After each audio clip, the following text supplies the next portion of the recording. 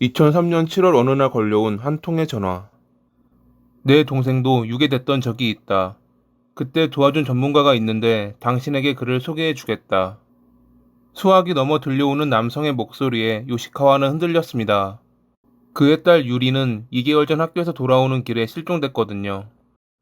유리의 실종은 많은 이들이 알고 있는 사실이긴 했습니다. 당시 그녀의 실종은 뉴스를 통해 일본 전역에 알려졌고 지푸라기라도 잡는 심정으로 심령 프로그램에 참여도 해보았기에 많은 이들이 알고 있었죠. 오늘 전화를 걸었던 남성도 그 방송을 본 사람 중 한 명이었을 것입니다. 혹시나 하는 마음에 요시카와는 남성에게 부탁했고 며칠 후 유리를 발견했다는 소식을 듣게 됩니다. 하지만 남성은 교통비와 보호비를 비롯해 그녀가 정신적으로 충격을 받아 휴양해야 한다며 많은 돈을 요구했습니다. 요시카와는 돈을 보내며 딸을 만날 수 있게 해달라고 했지만 언제나 남성은 다음과 같이 말했습니다. 휴양이 필요하다. 경찰은 가족을 의심할 테니 그쪽에는 말하지 않는 게 좋다. 여기까지 보신다면 다들 눈치채셨을 것입니다. 남성은 요시카와에게 사기를 치고 있었던 것이죠. 하지만 신락 같은 희망에 요시카와는 4년간 470회에 걸쳐 총 7천만 엔, 한화 약 6억 7천만 원에 달하는 금액을 보냈습니다. 그저 딸을 찾고 싶다라는 생각밖에 할 수 없었던 그와 그의 아내는 그렇게 사기를 당했던 것입니다. 모아둔 모든 돈이 떨어지고 나서야 요시카와는 경찰에게 이 일을 상담했고 며칠 뒤 사기범인 히로키와 공범인 내연녀 요시오는 체포됐습니다. 돈이 없어 노상 생활을 하던 그들은 우연히 TV를 통해 유리의 실종 이야기를 접했고 요시카와에게 접근해 사기를 쳤던 것입니다. 그들은 그에게서 빼앗은 돈으로 고급 호텔에서 생활하고 심지어 편의점에 갈 때도 택시를 부르는 등 사치스러운 삶을 살았죠. 주범인 히로키는 징역 9년, 공범인 요시오는 징역 2년에 집행유예 4년. 그들은 체포된 뒤에도 전혀 죄송하지 않다라고 말하는 뻔뻔함을 보였습니다. 정작 유리의 행방은 알지도 못하고 관심도 없었던 그들. 그들은 요시카와의 돈뿐만 아니라 희망까지 빼앗은 전형적인 나쁜 사람이었습니다.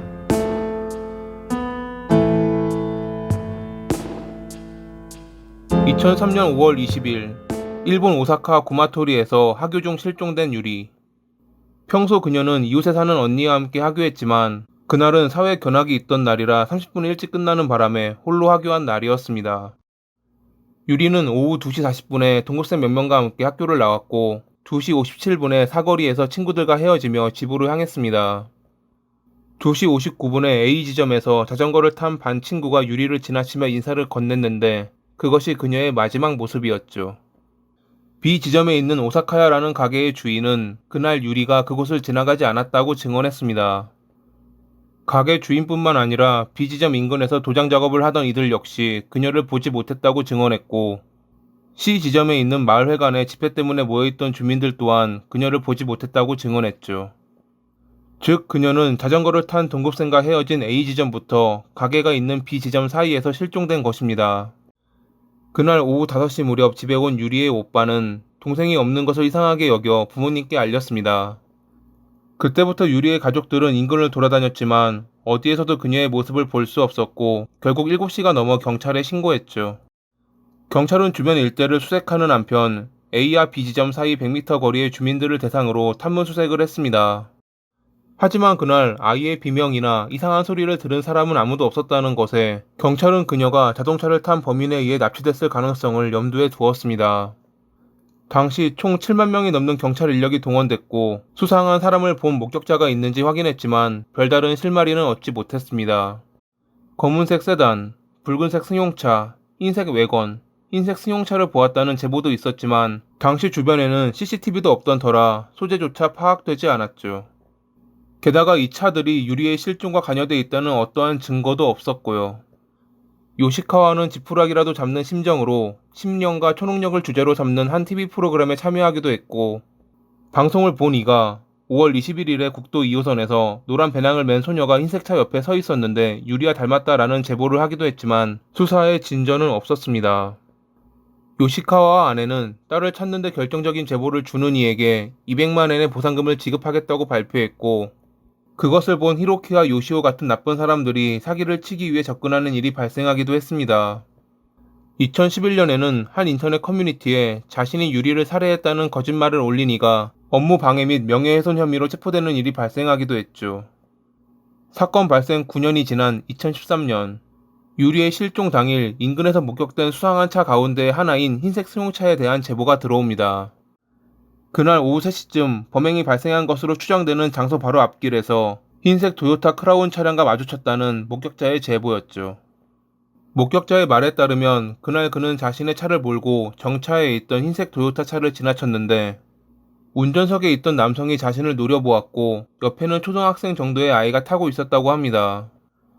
당시에는 별 생각 없이 지나쳤지만 자신을 노려보았던 남성이 기억에 남았고 옆에 타고 있던 아이가 유리가 실종 당시 입고 있던 옷차림과 비슷하다는 걸 기억했던 목격자.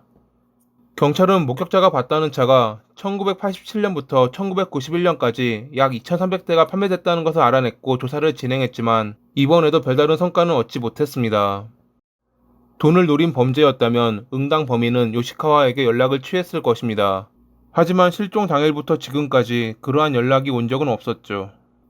어떤 이들은 범인이 성적인 목적으로 그녀를 납치했거나 해외로 인신매매했을 가능성에 관한 이야기를 하기도 했습니다.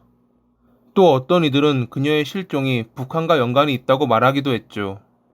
실제로 북한은 2002년 9월에 열린 정상회담에서 일본 측에 납치 피해자 8명 사망, 5명 생존이라는 메시지를 전달했는데 당시 일본 관방부 장관이었던 아베가 총리인 고이즈미에게 일본으로 돌아가자고 말하는 강수를 보이자 김정일은 특수기관 내 일부 인사들이 영웅주의에 빠져 그런 것이라며 솔직하게 사과한다고 말했습니다.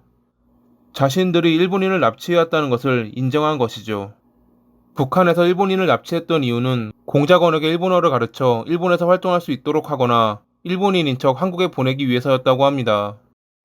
이러한 것 때문에 당시 유리의 실종 역시 북한의 소행이 아니냐는 말이 나오기는 했지만 정확히 밝혀진 사실은 없습니다.